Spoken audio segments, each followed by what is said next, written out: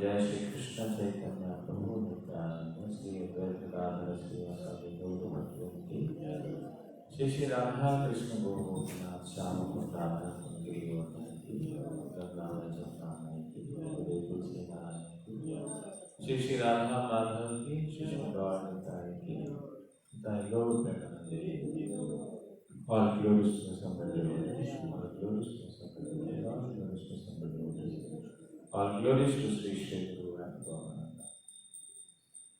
Om Namo Bhagavate Vasudevaya. Om Namo Bhagavate Vasudevaya. Om Namo Bhagavate Vasudevaya. Om Namo Bhagavate Vasudevaya. Om Namo Bhagavate Vasudevaya. Om Namo Bhagavate Vasudevaya. Shrimad Bhagavatam स्कंद संख्या 4 अध्याय संख्या 24 श्लोक संख्या 56। यत्र निर्विष्टं मरणं कृतान्तः न अभिमन्यते विश्वं विध्वंसयन् वीर्य शौर्य विस्फुजिता भुवा यत्र निर्विष्टमरणं कृतान्तो नाभिमन्यते विश्वं विध्वंसयन् वीर्य शौर्य विस्फुजित भुवा यत्र निर्विष्टमरणं कृतान्तो नाभिमन्यते विश्वं विध्वंसयन् वीर्य शौर्य विस्फुजित भुवा यत्र निर्विष्टमरणं यत्र निर्दिष्टमरणं कृतान्तो नाभिमन्यते कृतान्तो नाभिमन्यते विश्वं विध्वंसयन् वीर्या विश्वं विध्वंसयन् वीर्या शौर्यविस्फुजितभुवा शौर्यविस्फुजितभुवा यत्र निर्विष्टमरणं कृतान्तो नाभिमन्यते विश्वं विध्वंसयन् वीर्या विश्वं विध्वंसयन् वीर्या शौर्यविस्फुजितभुवा शौर्यविस्फुजितभुवा यत्र निर्विष्टं मरणं यत्र निर्विष्टं मरणं कृतान्तो नाभिमन्यते कृतान्तो नाभिमन्यते विश्वं विध्वंसयन् वीर्यं विश्वं विध्वंसयन् वीर्या विश्वं विध्वंसयन् वीर्या विश्वं विध्वंसयन् वीर्या शौर्यविस्फुजिता भुवा शौर्यविस्फुजितभुवा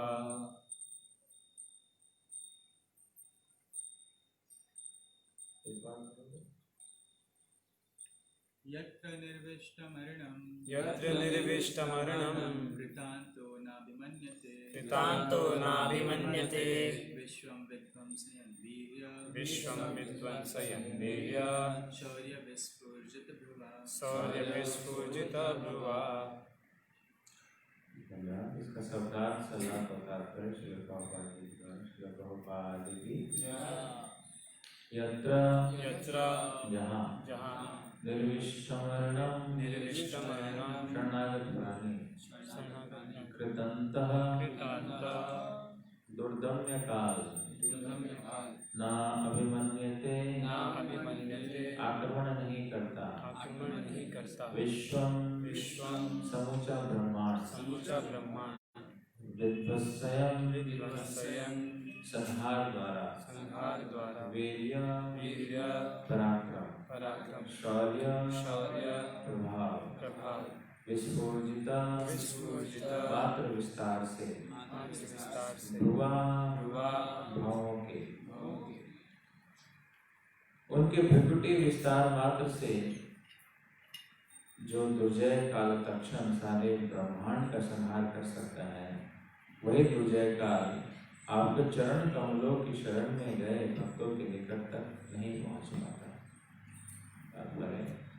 भगवद गीता 10.34 में कहा गया है, मृत्यु रूप में भगवान मनुष्य के सारे वैभव को ध्वस्त कर देते हैं। मृत्यु सर्वहरश्चाहम्, मैं सबों को निगलने वाला काल हूँ। भगवान मृत्यु के रूप में बद्धजीव द्वारा बनाई गई सारी वस्तुएं छीन लेते हैं। इस संसार में प्रत्येक वस्तु काल के साथ विनष्ट होती रहती है, किंतु काल अपनी सारी शक्ति के होते हुए भी भक्त के कार्यों में अवरोध उत्पन्न नहीं कर पाता, क्योंकि भक्त को भगवान के चरण कमलों का पूर्ण आश्रय जो प्राप्त है। इसी कारण भक्त दुर्जय काल से मुक्त है। जिन कर्मियों तथा ज्ञानियों का भक्ति से कोई वास्ता नहीं है, उनके सारे कार्यकलाप काल के द्वारा नष्ट कर दिए जाते हैं। कर्मियों की भौतिक उन्नति को विनष्ट होना ही है। इसी प्रकार ज्ञानियों द्वारा निर्गुण साक्षात्कार भी समय के साथ विनष्ट हो जाता है। आरुह्य कृष्ण परम परम तथा पतंती अधोनादित विश्वनाथ। कर्मियों की तो छोड़िए, ज्ञानी तो निर्गुण ब्रह्म ज्योति प्राप्त करने के लिए कठिन तपस्या करते हैं, किंतु उन्हें भगवान के चरण कमल प्राप्त नहीं होते।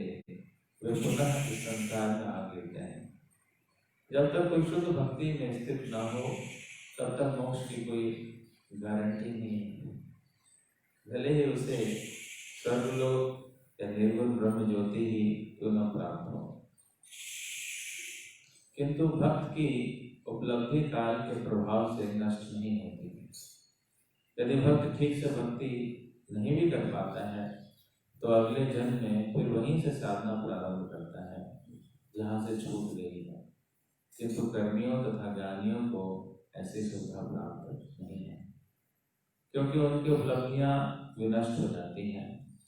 भक्त की उपलब्धि कभी नष्ट नहीं होती है, वह निरंतर बनी रहती है, चाहे पूरी हो या अधूरी। यही वैदिक शास्त्रों का मत है। शुचिनां श्रीमतां ये योगो भ्रष्टो जायते। यदि मनुष्य भक्ति योग को पूरा नहीं कर पाता तो उसे अगले जीवन में शुद्ध भक्त के परिवार में या धनी परिवार में जन्म लेकर उसे पूरा करने का अवसर प्रदान किया जाता है। ऐसे परिवारों में उसे भक्ति में और आगे प्रगति करने का अच्छा अवसर मिल पाता है। मृत्यु का अधीक्षक यमराज जो अपने गणों का आदेश दे रहा था तो उसने उन्हें भक्तों के पास ना जाने को कह दिया। उसका कहना था, भक्तों का सम्मान करो किंतु उनके निकट मत जाओ। इस प्रकार भगवान भक्त यमराज के अधिकार क्षेत्र में नहीं आते। यमराज भगवान का प्रतिनिधि है और वह प्रत्येक जीव की मृत्यु को नियंत्रित करता है, तो भी उसे भक्तों से कुछ लेना देना नहीं होता। वह काल जो पलक मारने की अवधि में समग्र दृश्य जगत का संहार कर सकता है, किंतु उसे भक्तों से कोई सरोकार नहीं रहता। दूसरे शब्दों में भक्त अपने जीवन काल में जितनी भक्ति करता है वो काल द्वारा नष्ट नहीं हो सकता। काल के प्रभाव से परे होने के कारण यह आध्यात्मिक संपत्ति सनातन बनी रहती है। ओम अज्ञानतिमिरन्धस्य ज्ञानाञ्जनशलाकया चक्षुरुन्मीलितं येन तस्मै श्रीगुरुवे नमः। श्रीचैतन्यमनोभीष्टं स्थापितं येन भूतले स्वयं रूपः कदा मह्यं ददाति स्वपदान्तिकं।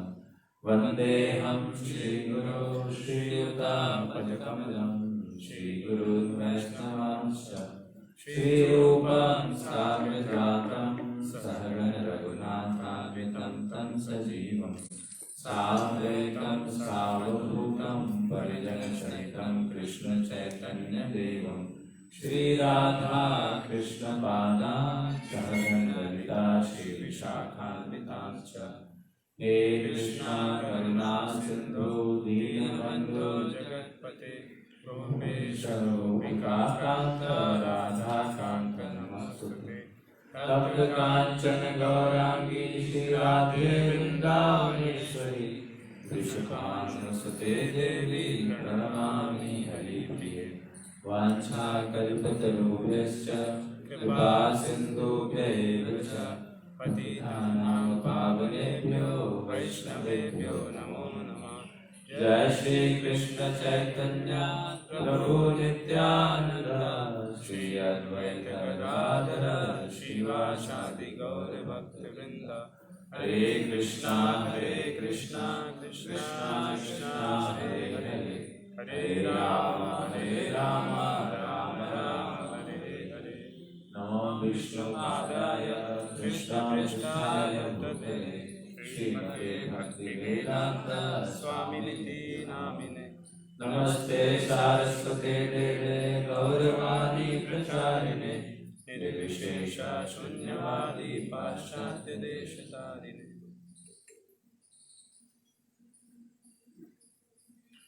हरे कृष्णा। ऐसे जी की स्तुतियाँ चल रही हैं और आज उन्होंने मृत्यु के विषय में स्तुति की है कि उनके भ्रुकुटी विस्तार मात्र से जो दुर्जय काल तक्षण सारे ब्रह्मांड का संहार कर सकता है, वही दुर्जय काल आपके चरण कमलों की शरण में गए भक्त के निकट तक नहीं पहुंच पाता। इसमें प्रभुपाद जी कई बार बिल्ली का उदाहरण से वो समझाते हैं कि जिस प्रकार से एक बिल्ली अपने बच्चे को भी गर्दन में मुंह में लेती है और चूहे को भी मुंह में लेती है। तो जब वो चूहे को मुंह में लेती है तो चूहे की स्थिति क्या होती है? भयभीत अवस्था में रहता है, डरा हुआ रहता है, मेरा क्या होगा, वेरी केयरफुल। लेकिन जब बिल्ली का बच्चा उसके मुंह में होता है तो बहुत सेफ फील करता है, आराम से मम्मी की गोद में, उसके लिए वही गोद है, मम्मी गोद है, मम्मी उसको घुमा रही है अच्छे से, इसी प्रकार से भक्त को भी मृत्यु का किसी प्रकार का भय नहीं होता है। क्यों भय नहीं होता है? क्योंकि पता है अभी जैसे मान लो ना, दो हाथ हैं, एक हाथ ये है, एक हाथ ये है, तो एक हाथ से दूसरे हाथ में जा रहा है, just transferring from one palm to another palm. भगवान कई हाथ से ऐसे उछाल के खेलते रहते हैं या फिर इसको एक घर से दूसरे घर में जा रहे हैं। अब ये घर में थे और उसको दूसरे घर में जाए तो घर में। तो भक्तों को किसी प्रकार का मृत्यु का भय नहीं है, लेकिन अभक्तों को उतना ही भय। मृत्यु का नाम सुनते ही कभी क्या हो जाते हैं, वहाँ भी डर जाते हैं। मृत्यु का नाम तो किसको ज्यादा भय है, कौन ज्यादा भयभीत होता है और कौन कम भयभीत होता है? क्योंकि यह तो एक सत्य है और इसको कोई झुटला नहीं सकता है। गीता में भगवान कहते हैं कि जिसका जन्म हुआ है उसकी मृत्यु निश्चित है, जातस्य हि ध्रुवं मृत्यु। तो जिसका जन्म है उसकी मृत्यु निश्चित है।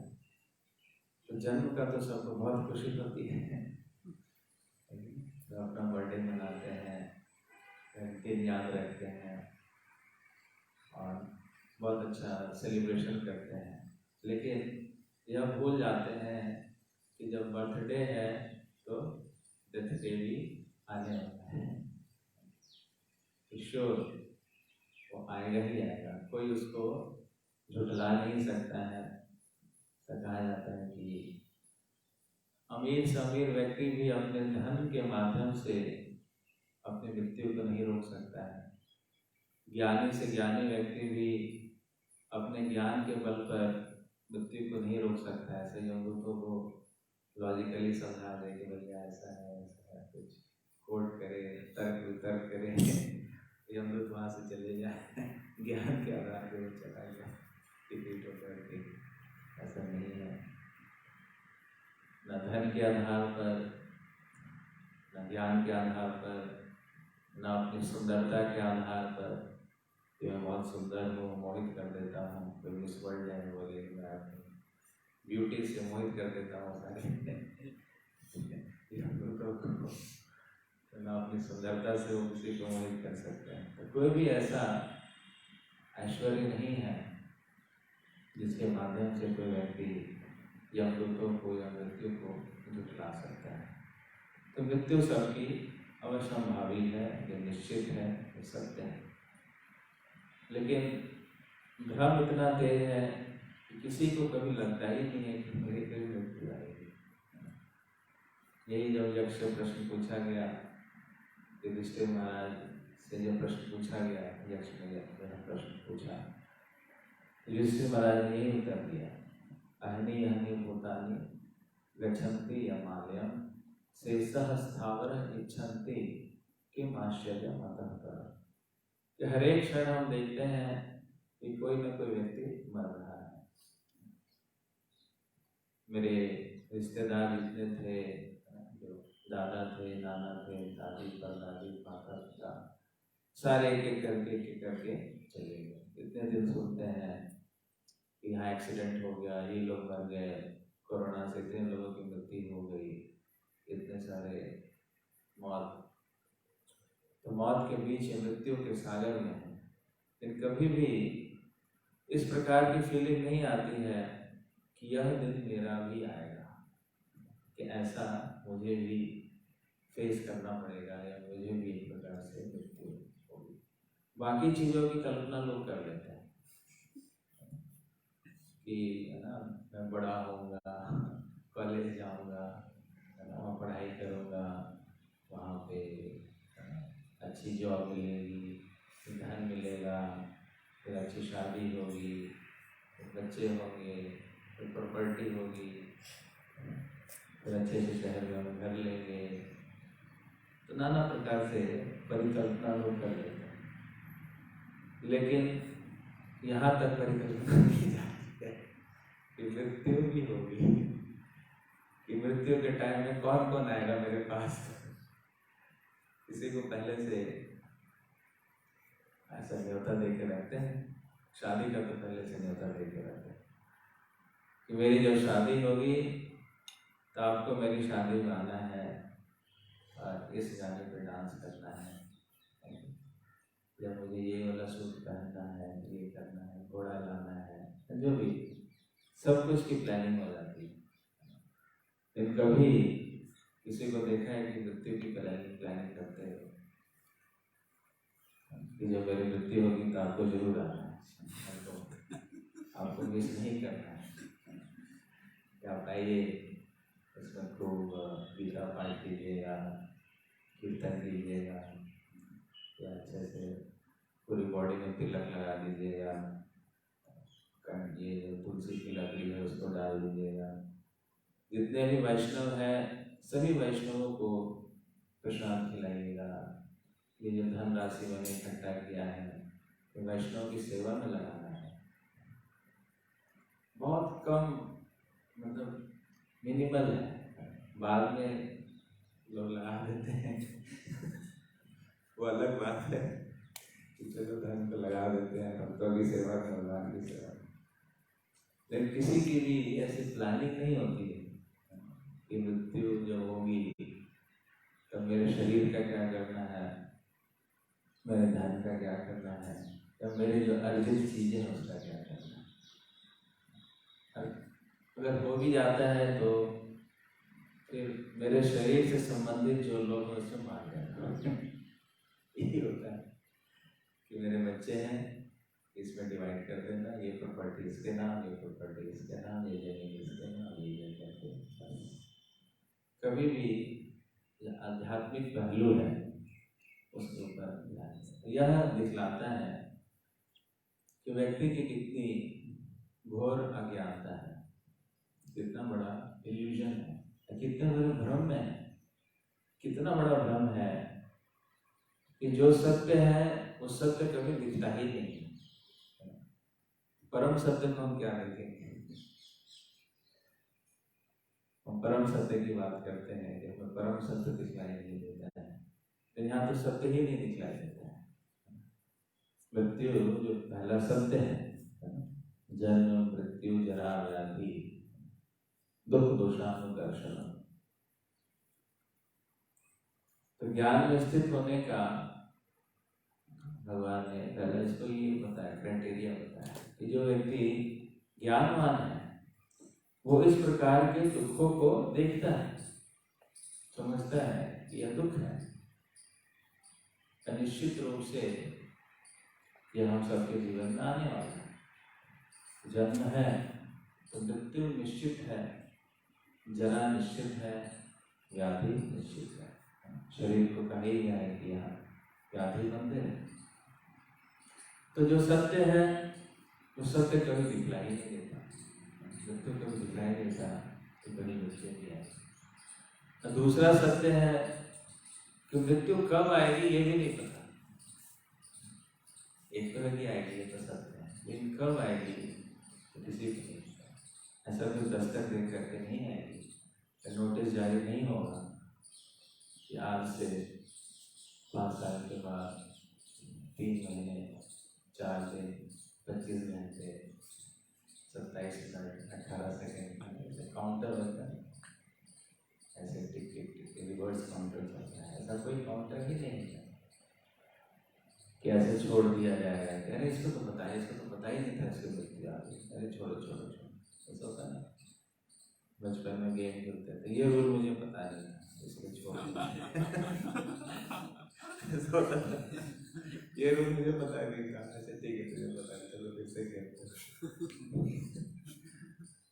तो वो चीज यहाँ पे नहीं लागू होगा, ये रूल तो मुझे पता ही नहीं था कि मृत्यु आ गई कट से। अरे यार मुझे इतना कुछ करना था, ये करना था, ये करना था, वो करना था, कैसे मेरी मृत्यु आ गई? तो वहाँ कोई तो बताने वाला नहीं है कि ये तुम्हारी गलती है, तुम्हें रूल बुक पढ़ना चाहिए था, तुम्हें लॉ बुक्स पढ़ने चाहिए थे, तुम्हें शास्त्र पढ़ने चाहिए थे। जब शास्त्र की पढ़ने की बारी थी तब तो अज्ञानता के सागर में गोते लगा देते हैं।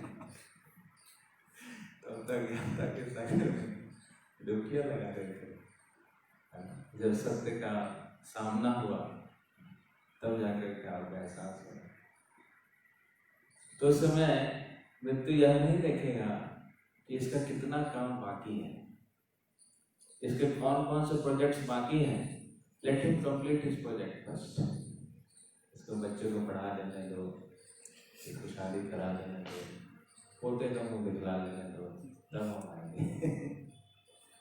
या इसके जीवन की जो जो गोल्स हैं, सुपर मटेरियल गोल्स हैं, यह कंप्लीट हो जाने दो, तब जाकर के हम आएंगे। ऐसा कुछ नहीं है। तो वह यह नहीं देखती है कि कौन सा स्थान है, कौन सा काल है। ऐसे नहीं को प्रसाद पा रहा है तो उसको एक बार हाथ धो दें तो प्रसाद खा करके हाथ धो करके जब बैठे तब अटैक करेंगे। ऐसा नहीं पता। हो सकता है कि प्रसाद पाते पाते ही वो छोड़ते शरीर, हाथ धोते धोते शरीर छोड़ते, मीटिंग में बैठे बैठे गिर जाए। ऐसे एक वीडियो भी थी, हम दिखाते थे वॉल पिचिंग में।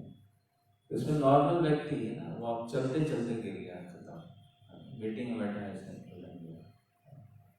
और जिम में चल रहा है, ऐसे से वो उसका सर फट गया। Anything can happen at any time. इसलिए इस संसार को पदम पदम विपदाम प्रतिष्ठा, कि पग पग में यहाँ पर खतरा है। यह संसार का ये लक्षण ही है, इसका सिम्टम ही है, इसकी बनावट ही है कि पग पग पर यहाँ पे खतरा है। और जिस शरीर को लेकर हमें इतना गुमान है, ये हाय मेरा शरीर, हाय मेरा शरीर है, ये भ्रम का जंजाल है और हमें भ्रमित करके रखता है। ये सत्य नहीं है, असत्य है। भ्रम जगत में रहने के लिए भ्रमित शरीर दिया जाता है, इल्यूजन का रोग। ये जगत भ्रम भ्रम इल्यूजन से भरा हुआ है। तो ऐसी चीज में हमें डाल दिया जाता है जिससे हमारा भ्रम और तेज होता है। इसलिए इस शरीर में आकर के भ्रम जो है और गहरा हो जाता है। शरीर को इतना अपना मान लेते हैं कि बाकी कुछ चीज जो है वो दिखलाई नहीं देती। इस शरीर को चलाने वाला कौन है, शरीर किस प्रकार से चलता है। शरीर एक आवरण है, शरीर एक कपड़ा है, शरीर एक माध्यम है, हम शरीर नहीं है। यह समझने में कितना समय लग जाता है। इसलिए आध्यात्मिक उन्नति के लिए जो सबसे प्रथम ज्ञान है वो देहात्म बुद्धि से ऊपर उठना। जब तक व्यक्ति देहात्म बुद्धि से, बॉडीली कॉन्सेप्शन से नहीं उठेगा, उसके लिए आध्यात्म प्रगति करना बड़ा ही मुश्किल हो जाता है। इसलिए पहले जो योगी गण होते थे या जो भी इस प्रकार से ट्रांसेंडेंस की बात कर चलते थे, प्रथम अध्याय को पहले अंगीकार करते थे। प्रथम फर्स्ट चैप्टर भगवद गीता में भी कृष्ण ने आत्मा का ज्ञान सबसे पहले दिया कि पहले इससे तुम मुक्त हो जाओ, ये बॉडली कॉन्सेप्ट से मुक्त हो जाओ, बाकी के कॉन्सेप्ट में बाद में समझना।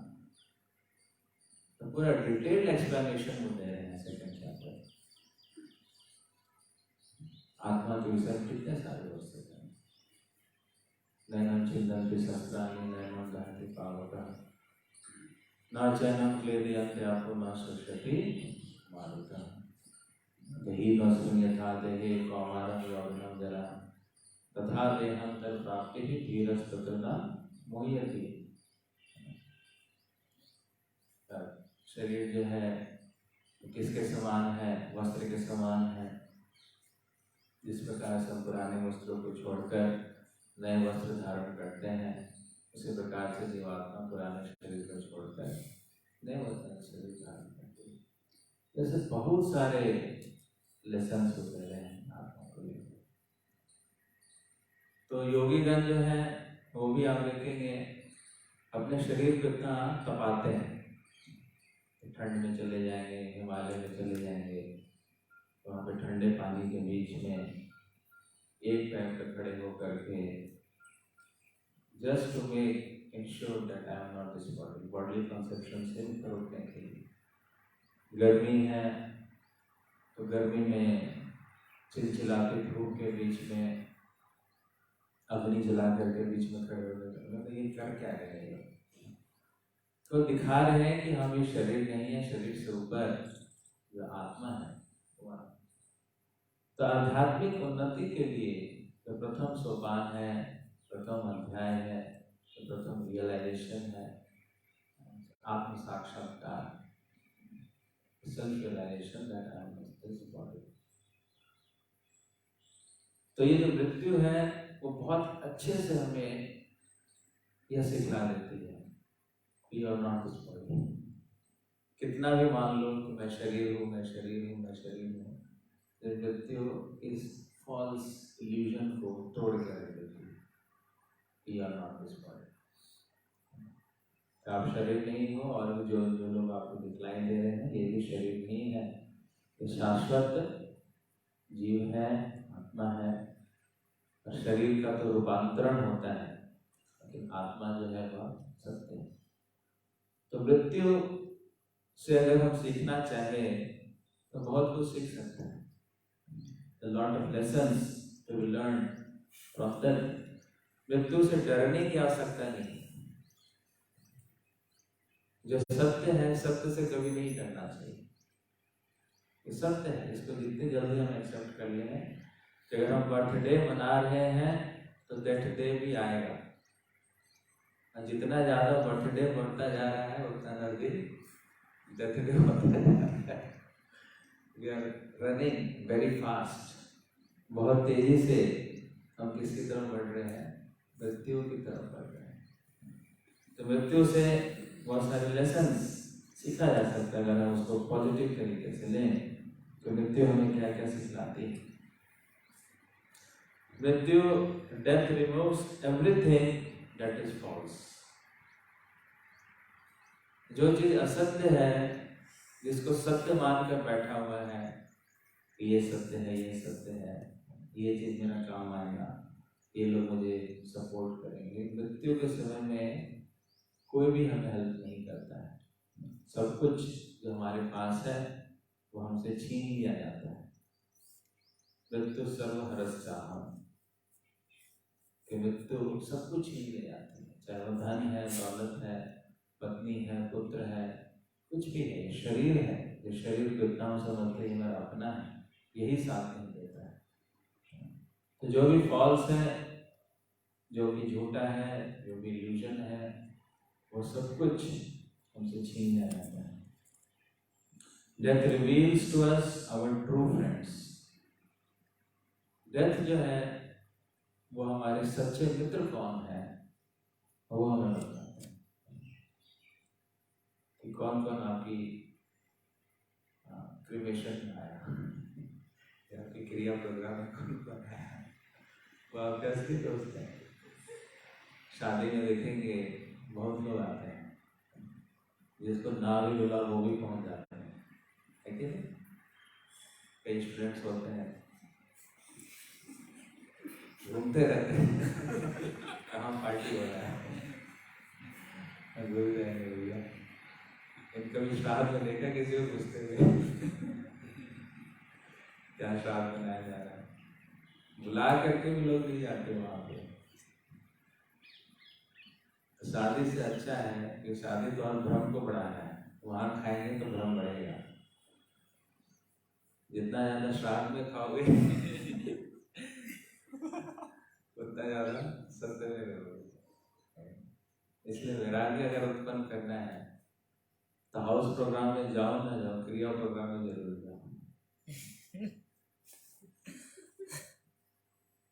क्रिमेशन में, क्रिया में बड़ा सत्य से बहुत तेज आभास होता है। नहीं पहले बहुत डरता था, घर के बोलते थे नहीं जाना, ये प्रोग्राम में नहीं जाना। जब से मंदिर आए तब तो प्रतिदिन कहीं ना कहीं किसी की मृत्यु इतना बड़ा हमारा प्रॉब्लम थी। तो वहाँ जा के लगा रहे ये क्या शरीर कैसे चल रहा है। अभी वो शरीर आया, बिठाया गया, लकड़ी बिछाई गई, पूरा जल गया। लोग आए, शुरू में रो रहे थे, आंसुओं की धारा बहुत तेज थी, फिर धीरे धीरे वो धारा सूख गई।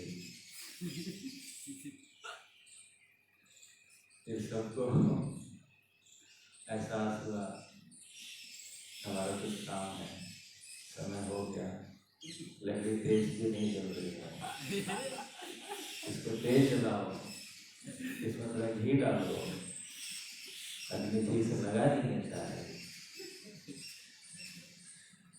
हमारा टाइम जा रहा है, जल्दी देखते हैं।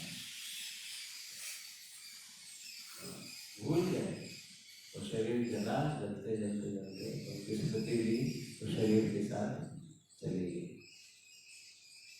जो बहुत डियर है, बहुत क्लोज है, वो तो शुद्ध होते ही हैं, लेकिन जो सब दिखाते हैं कि हम भी आपके बहुत अच्छे हैं, जुड़े हुए हैं, रिश्तेदार हैं, तो दिख जाता है। फिर वह श्रद्धांजलि दे जाएंगे इस प्रकार से, लेकिन नोबडी रियलाइजेस, फिर से वही काम जिसमें लगे हुए हैं।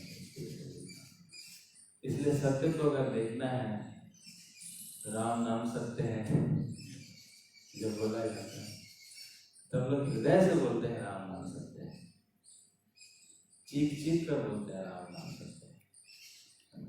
उसमें एक सच्चाई होती है। जो लोग लड़की उठा के ले जा रहे होते हैं तो इसमें एक सच्चाई होती है, कोई वो नहीं होता है, दिखावापन नहीं होता, क्योंकि वो सच में उठा के ले जा रहे हैं किसी की डेड बॉडी। तो they speak out from the heart. वो जो चैंटिंग है राम नाम का, वो असली चैंटिंग है। उस समय का जो मूड होता है, वह मूड हमें डेवलप करना है जब हम चैंट कर रहे होते हैं। जब करें तो उस परिस्थिति को याद करना चाहिए कि राम नाम सत्य है, राम नाम सत्य है, मृत्यु आ जाएगी। तो जब को इस प्रकार से सर्वोपाधि विनिर्मुक्तम तत्परत्वेन निर्मलम, सर्वोपाधि विनिर्मुक्तम हो करके कि हम जो कर सकते हैं, death can come at any time and we are not this body। इस भावना से अगर कोई जप करे तब एक इसमें अर्जेंसी होती है, एक इमरजेंसी होती है। तो उस सत्य के निकट हम जितने होते हैं उतनी तेजी से हम परम सत्य को प्राप्त कर सकते हैं। इसलिए प्रभुपाद जी बारंबार उनको परपट हम देखेंगे, मृत्यु के लोग लेकर वो काफी चर्चाएं करते हैं, काफी डिस्कशन करते हैं। किसलिए? क्योंकि एक अंदर से अर्जेंसी है, मतलब लोग भूले बैठे हैं, लगता है नहीं कि मृत्यु आएगी, सभी जगह देखते हैं मृत्यु मृत्यु, मेरी मृत्यु आ जा, ऐसा नहीं हो सकता, कोई ही नहीं सकता। जब आ जाती तो ये क्या होगा, फिर होता है क्या, अब पछताए हो तो क्या, जब चिड़िया चुग गई खेत, अब क्या क्या करोगे, तो समय नहीं है, तो यहाँ जाना था, ये पढ़ना था, ये यात्रा करनी थी, इतना प्रचार करना था, सारा प्लानिंग धरी की धरी रह जाती। इसलिए अगर उत्कंठा को उत्पन्न करना है भक्ति में, तो मृत्यु को सबसे पहले याद करना चाहिए। कई लोग पूछते हैं कि ईगरनेस कहाँ से आएगा, तो तीव्रता कहाँ से आएगी। तीव्रता लाने के लिए मृत्यु को बार बार स्मरण करना चाहिए। मृत्यु का मतलब प्रतिदिन भगवान का धन्यवाद करना चाहिए कि आपकी कृपा से आज का दिन प्राप्त हुआ है, और आज का दिन जो है वो आखिरी दिन। इस प्रकार से जीना है कि today is the last day, और आज रात को मेरी क्या होने वाली है?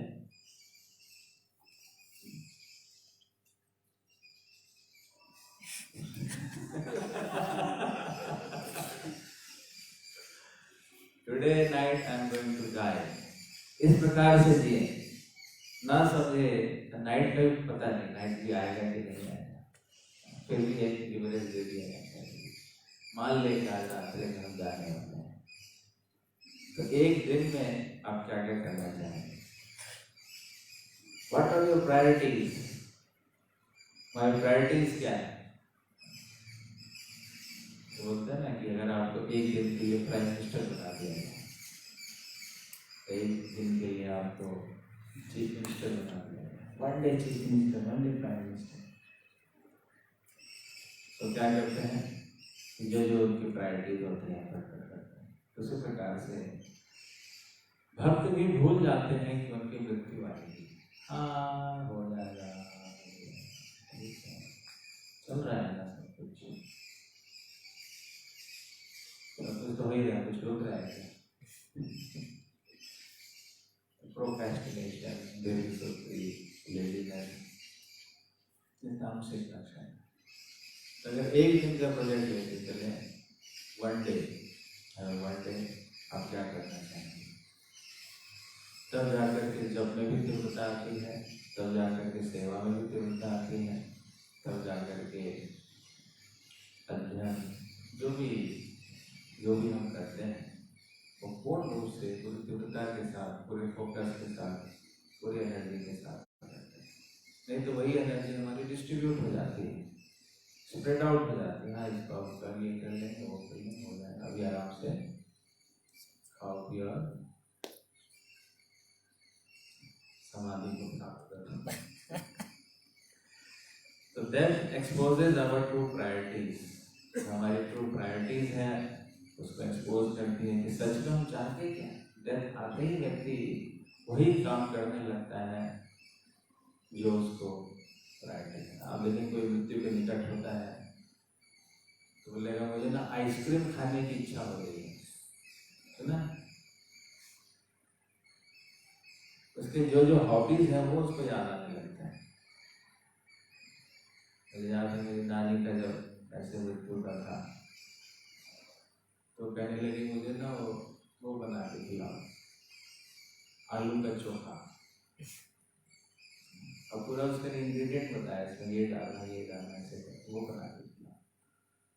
कोई बोलता मुझे आइसक्रीम खिलाओ, कोई कहता मुझे चॉकलेट खिलाओ, कोई बोलता मुझे हाथ घुमा खिलाओ। तो उसकी जो जो आंतरिक इच्छाएं हैं वो प्रकट होने लगती है। कब? मृत्यु के साथ निकल जाते हैं, हमें प्रायोरिटीज वो दिखा देती है। अब मान लो हम भक्ति कर रहे हैं, हमारी मृत्यु आ गई, हम बोले तो वो फ्रूट क्रीम खिलाओ,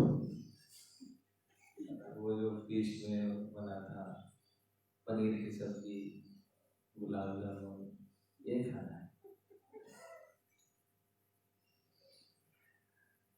तो ये दिखाता है कि भले हमने जनता को दिखाया कि हमने भक्ति की, एक मृत्यु तक इसको नकाब को उतार देगी पर से बड़ा दिखाया भक्ति का। देखो गुलाब जामुन खाने की इच्छा है, फ्रूट क्रीम खाने की इच्छा है, इसकी इच्छा है, और वो वाली मूवी दिखाओ जो उस समय की टॉप मूवी थी, जो भी है। तो क्या स्मरण हो रहा है? पापा जी उदाहरण देते थे तोते का। तोता होता है, उसको सिखा तो देते हैं लोग, राम राम राम राम राम, कई घर में लोग तोता रखते हैं, उसको ट्रेनिंग देते हैं तोते को। तोता बोलो राम, तोता राम राम राम राम राम राम राम राम राम। तोता ही बड़ा अच्छा बोलता है, सुबह उठते ही आपको देखते ही राम राम राम राम बोलना शुरू कर देता है। लेकिन उसी तोते को बिल्ली अगर पकड़ लेती है तो तोता के मुंह से क्या निकलता है? Tie tie tie tie tie tie tie. तोता कभी राम राम नहीं बोलता है, time time time time time time. असली जो उसका रूप है वो जब बिल्ली पकड़ती है तो उसको समझ आता है। उससे पहले तो दिखाओ राम राम राम राम राम राम राम, तोता पकड़ा है, बिल्ली पकड़ी, time time time time time. Real जो उसका फिगर है, तो नेचर है, वो एकदम रिवील होता है, डेथ एक्सपोज कर देता है, दिखा देता है। सिर्फ दुनिया को तो दिखा देता हूँ, मुझे थोड़ी झूठा बोल, मैं तो तुम्हारा नकाब दिखाऊंगी सबको।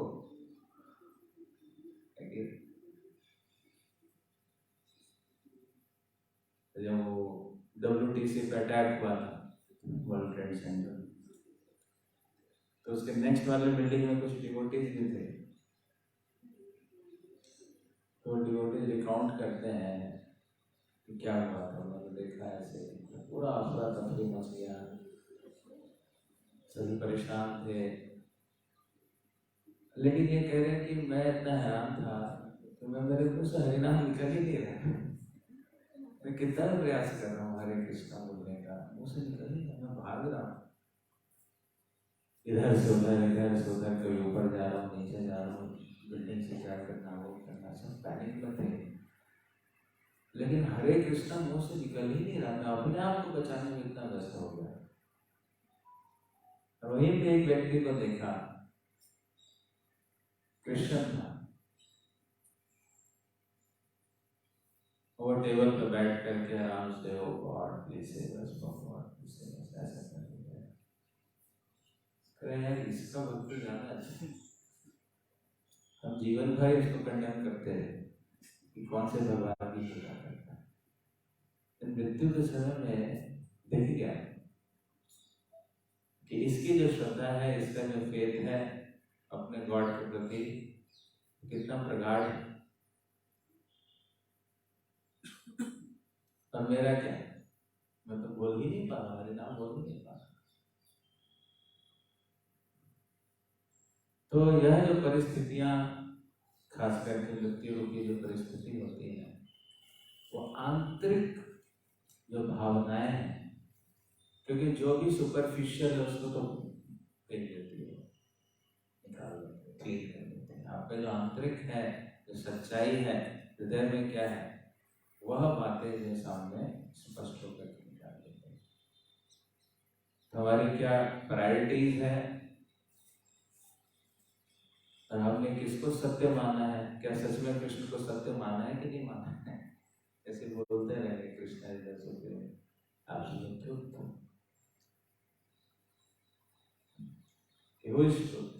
किसको सत्य माना है।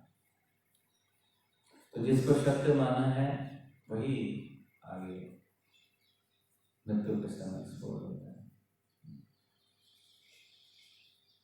तो ऐसे बहुत सारी शिक्षाएं मृत्यु देती हैं। दैट ब्रिंग्स फॉर्थ विजडम, हमें ज्ञान देती है, क्योंकि मृत्यु के समय में ही लोग ज्ञान की बातें करना शुरू करते हैं, या ज्ञान की बातें उनको बतलाई जाती हैं।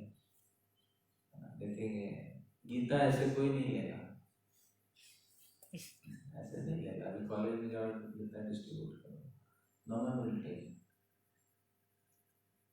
लेकिन वही कोई डेथ बेड पे है, इनके लिए, हाँ हाँ इनके लिए गीता, हाँ गीता दे दो भैया, इसके लिए गीता दे दो, टच करा दो, इसके हाथ से गीता टच करा दो, गीता के श्लोक सुना दो उसको, बस थोड़े मन को शांति मिलेगी।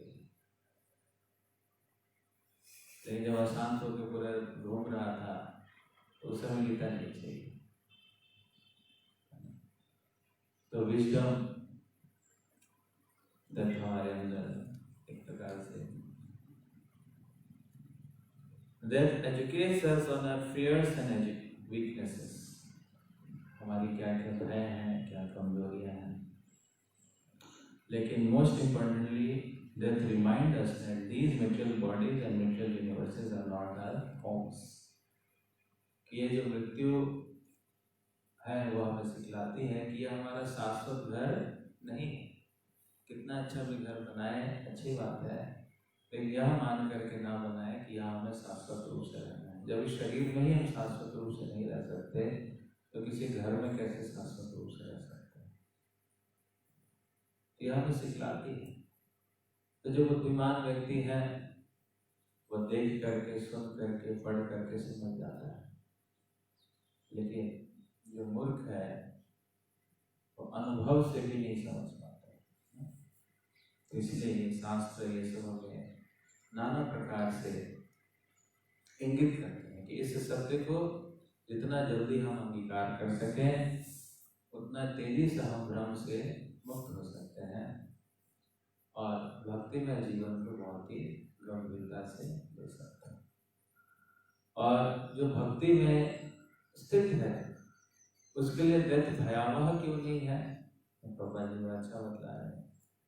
उसके लिए डेथ भयावह इसलिए नहीं है क्योंकि आसक्त है, वो श्योर है कि यहाँ अभी भी मैं भक्ति में जीवन में था, मृत्यु के बाद भी भक्ति में जीवन में रहूंगा।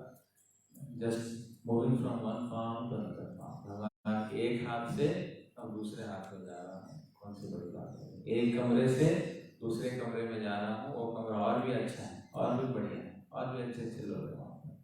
So that's why it's joyful, it's not fearful। तो जो जितना भ्रम में है, जो जितना आसक्त है, जिसकी आसक्तियाँ जितनी तीव्र हैं, उसको उतना ही मृत्यु का भय होता है। तो मृत्यु का भय किसी को सता रहा है, इसका मतलब उसको भ्रम तेज है, उसकी आसक्तियाँ तेज। लेकिन अगर वह भक्ति में जीवन में सही प्रकार से स्थित है तो निश्चित रूप से वो फियरलेस हो जाएगा। मृत्यु का उसको किसी प्रकार का भय नहीं होगा, भयहीन होकर के कृष्ण भक्ति में लगता है। और यमराज जी का यहाँ पर बतला रहे हैं कि वह यमराज जी भी अपने दूतों का आदेश देते हैं कि ऐसे लोगों को जो कि भगवान के चरण कमलों को पूर्ण रूप से ग्रहण करके रखे हैं, शरणागत होकर के हैं, तो उनके लिए आपको उनके पास नहीं जाना है, अटकना भी नहीं है। तो उनको लेने के लिए कौन आते हैं? भगवान के दूत आते हैं, विष्णु दूत आते हैं, यमदूत नहीं आते हैं, अच्छे लोग आते हैं, सोबर जेंटलमैन आते हैं। गंदे लोगों के लिए गंदे लोग आते हैं, अच्छे लोगों के लिए अच्छे लोग आते हैं। तो कैसे लोगों का आह्वान करना है, किनको बुलाना है, ये हमारी मानसिक स्थिति पर निर्भर करता है, चेतना पर निर्भर करता है। इसलिए Krishna consciousness is the ultimate solution for death. इसलिए डाई बिफोर डाइंग ऐसा कहा जाता है। मृत्यु से पहले ही मृत्यु को प्राप्त करना है, मृत्यु से पहले ही मृत्यु के भय पर विजय प्राप्त करनी है, मृत्यु से पहले ही अपने फॉल्स ईगो, अपने भ्रम, अपने इल्यूजन, अपने लस्टी डिजायर्स, जिस प्रकार की जो भौतिक जीवन में आने के मुख्य कारण हैं, उन पर विजय प्राप्त करना है। वही वास्तविक रूप से मृत्यु को सही रूप से ग्रहण कर सकता है। तो ये कुछ बातें थी, बाकी किसी को प्रश्न है?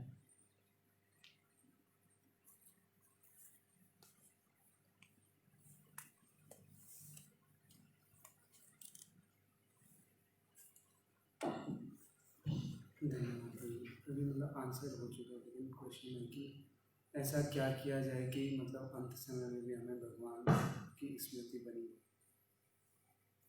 अंत समय से पहले हमें प्रेजेंट समय की चिंता करनी चाहिए। जैसे आप देखते हैं,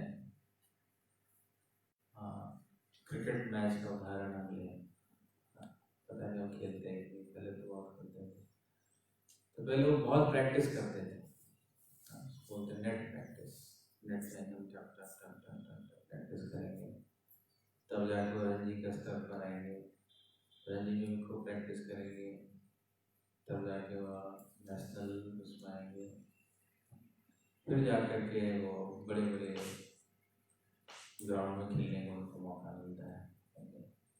तो जिसकी जितनी अच्छी प्रैक्टिस होगी उतना अच्छा वो परफॉर्म करेगा। अब कोई सोचे अगर कि मैं बिना प्रैक्टिस के ही उसमें जाऊंगा, लॉर्ड्स के मैदान में जाऊंगा, पहली बॉल पे छक्का मारूंगा, बिना प्रैक्टिस के अंत समय में भगवान का स्मरण होगा, ऐसा होगा, ये होगा, कुछ भी नहीं होगा। एक ख्याली प्लान बना के ना रखें। ये बहुत बड़ा इल्यूजन है कि अंत समय हमारा परीक्षित महाराज की तरह होगा, अंत समय हमारा भीष्म देव की तरह होगा। सिर्फ पढ़ने से नहीं होता है। परीक्षित महाराज ने किया क्या? थोड़ी है लास्ट में जाकर के सुखदेव गोस्वामी को बुलाया, फिर कथा श्रवण। तो जीवन भर इसी प्रकार के थे, तो जीवन भर उन्होंने अभ्यास किया। तो इसके लिए प्रतिदिन अभ्यासरत होने की आवश्यकता है। मृत्यु को ना समझे कि बहुत डिस्टेंट चीज है, ऐसा कोई डिस्टेंट नहीं है। It's very near and approaching very fast. इसीलिए प्रतिदिन इस प्रकार से देखें कि आज मेरा अंतिम समय गया, आज का दिन last day of my life. फिर देखो आपके कितना अंदर शक्ति आ जाएगी, अर्जेंसी आ जाएगी, उत्साह आ जाएगा, जब में कैसे मन लगता है, नींद चली जाएगी, सब कुछ जो ऑब्स्टेकल्स हैं वो सब समाप्त हो जाते हैं। इसलिए एक चीज तो ये कि इसको प्रतिदिन के हिसाब से जीवन जीना सीखें। जीवन को हम 70 साल 80 साल इस प्रकार से बना करके देखते हैं। वो अपनी भौतिक चीज़ों के लिए लगाए इस प्रकार से, लेकिन आध्यात्मिक जीवन के लिए we should plan for a day कि आज हमारा अंतिम दिन है, आज इस दिन में हमें क्या करना है आध्यात्मिक जीवन में उन्नति करने के लिए, क्योंकि आज का दिन ही अंतिम दिन है। तो इस प्रकार से जब अर्जेंसी होगी तब जा करके प्रैक्टिस हो जाती है। फिर जब मृत्यु आएगी क्या नहीं। तो वराह पुराण में भी ऐसा कहा गया है कि जो व्यक्ति अपने जीते जी अच्छे से अभ्यास करता है तो भगवान मृत्यु के समय में उसको अपना स्मरण कराते हैं। तो स्मरण भी कहाँ से होता है? भगवान से। मतः स्मृति ज्ञानम अपहरणम च। स्मृति है वह भी कृष्ण ही हमें देते हैं। तो कृष्ण देखते हैं कि जिसने जीवन भर प्रयास किया है तो अंत समय में उसको स्मरण दिला ही देते हैं। तो जब हमारे हाथ में चीजें हैं तब हमें पूर्ण रूप से उसका लाभ उठाना चाहिए। जब चीजें हमारे आउट ऑफ कंट्रोल है तो कृष्ण जो है वो हमें हेल्प करता है। जब चीजें हाथ में है तभी हमने उसका फायदा नहीं उठाया तो कृष्ण बोलेंगे ठीक है, तुमने जैसा किया ऐसा तुम्हारा अगला जीवन प्राप्त होगा, है ना। तो इसलिए मृत्यु में क्या होगा उसकी तैयारी हमें अभी करनी, ना सोचे कि बहुत डिस्टेंट है, बहुत डिस्टेंट है, फिर वो फिर इल्यूजन है। क्योंकि तो तत्क्षण है, अभी है, आज का ही दिन है, अब मैं क्या कर रहा हूँ, तब आप देखेंगे कि वो अर्जेंसी आती है। ठीक, ग्रंथराज श्रीमद् भागवतम की जगन गुरु श्रील प्रभुपाद की अनंत कोटि वैष्णव निताई गौर प्रेमानंदे।